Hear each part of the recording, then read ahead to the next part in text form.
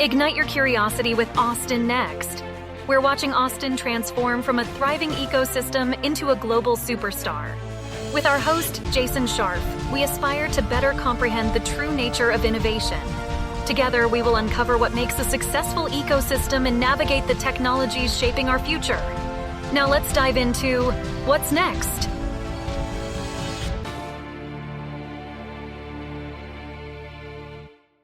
Today's podcast is sponsored by Austin Private Wealth, a registered investment advisor focused on fee-only financial planning and investment management. Their mission is to serve affluent clients with personalized financial advice, fostering a trusted relationship that will endure for generations to come. Austin Private Wealth is not just about managing wealth. They're about inspiring you to embrace a future filled with possibilities and helping you architect enduring legacies. Their core values of integrity, service, caring, excellence, and growth are at the heart of everything they do. Connect with them today at austinprivatewealth.com. Austin Private Wealth is a registered investment advisor. Advisory services are only offered to clients or prospective clients where Austin Private Wealth and its representatives are properly licensed or exempt from licensure. No advice may be rendered by Austin Private Wealth unless a client service agreement is in place. Investing involves risk and possible loss of principal capital. Please seek advice from a licensed professional. Welcome to another installment of our Austin Next Spotlight series. In this episode, we're joined by Doug Stoakley, co-founder and president of ClearCam. This will be a first for Austin Next. Not only are we going to hear about who ClearCam is, what they do, we're going to be getting an exclusive on some funding news the company has to share. But we're going to get to that. First, Doug, welcome to Austin Next. Thank you, Jason. All right, let's start off with, what is ClearCam and what is the problem that you guys are out there solving? There are four co-founders at ClearCam.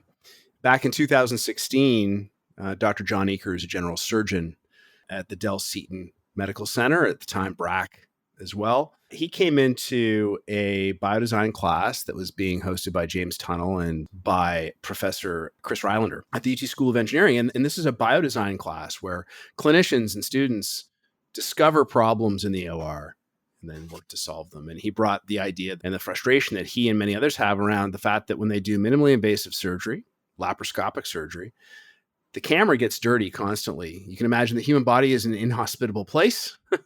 There's all sorts of debris that can get on a camera that's inside the human body in small spaces. And the gold standard is to remove that camera, interrupt the surgery, take the camera out of the body, lose your visual field, clean it externally, put it back into the body, hopefully not soiling it again, and then find your spot and resume your surgery. And it kills surgical momentum. So John came to the class and he said, "Hey, you smart engineers, I would love someone to solve this problem." And there was a guy in the audience named Chris Idelson who was doing his PhD. And he said, I can solve this, and started working on a solution for John. And it was in Chris Rylander's lab. So I was an advisor at the Innovation Center at the University of Texas School of Engineering, and was put in contact with John and Chris, and met with Rylander and loved stuff, and really sort of honed in on this product as something that we should really work on. John and I met, we formed a company, and we started that way. And so the four of us co-founded the company in January of 2018. And here we are in, April of 2023, and we've got 1,600 cases in humans, and we're about to launch our improved version of our original scope. So how are you solving it? So what we do is we make a windshield wiper for a laparoscope. I love it. Simple, straightforward. So, the problem I described to you is for people who are non-medical even, you kind of look at it and go, what? Like, really?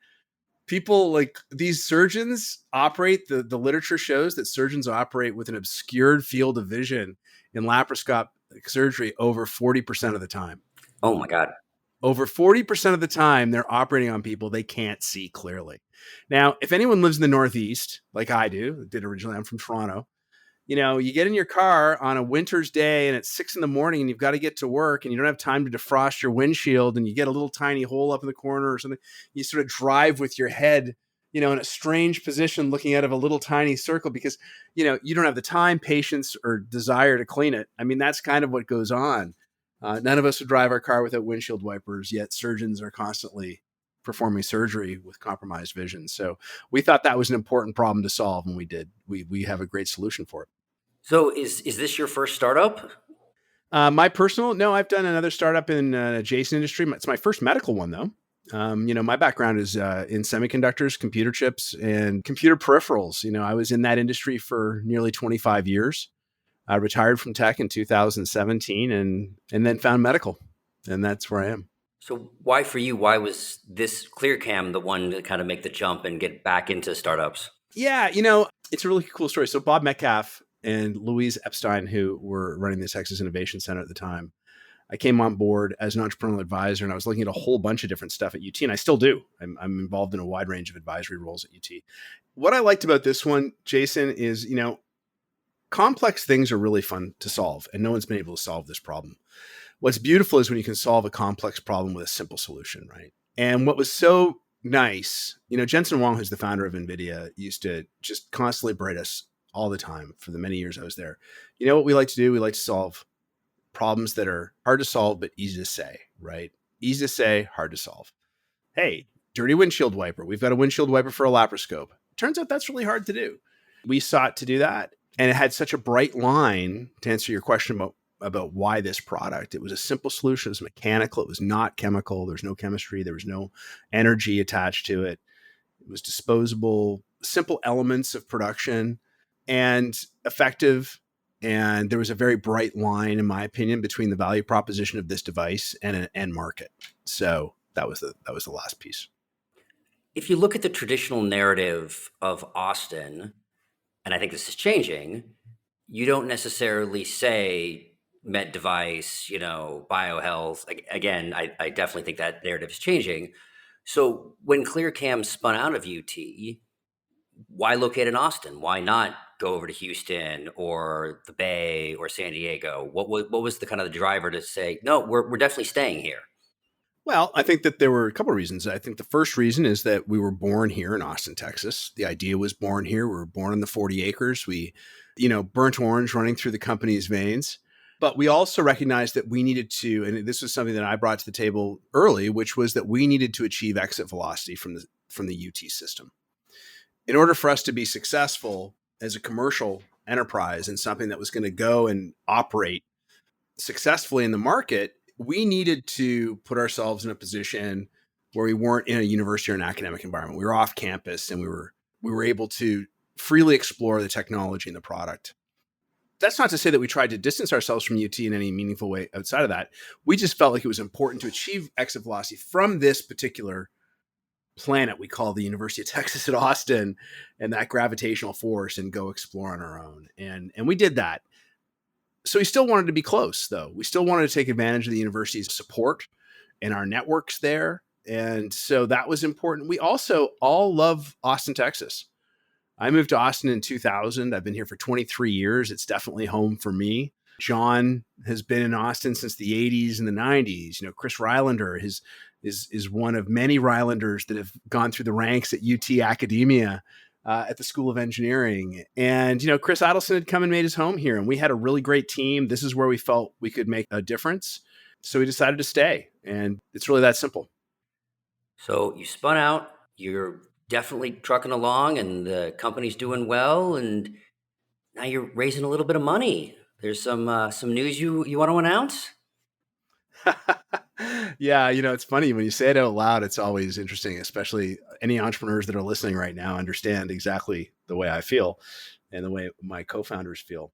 Yeah, we're happy. We're just closing our Seed Series 3 round, and that round is going to come in at slightly over $4 million with a post-money valuation of $18.5 million. Congratulations. Thank you. And what capped it off was really exciting about it is that the University of Texas Seed Fund made their second placement in their $10 million seed fund, and they placed a $250,000 investment with ClearCam. So not only how are we sort of born and raised in the 40 acres, but I like to think of it as our parents gave us a loan for our house. It's a nice arrangement.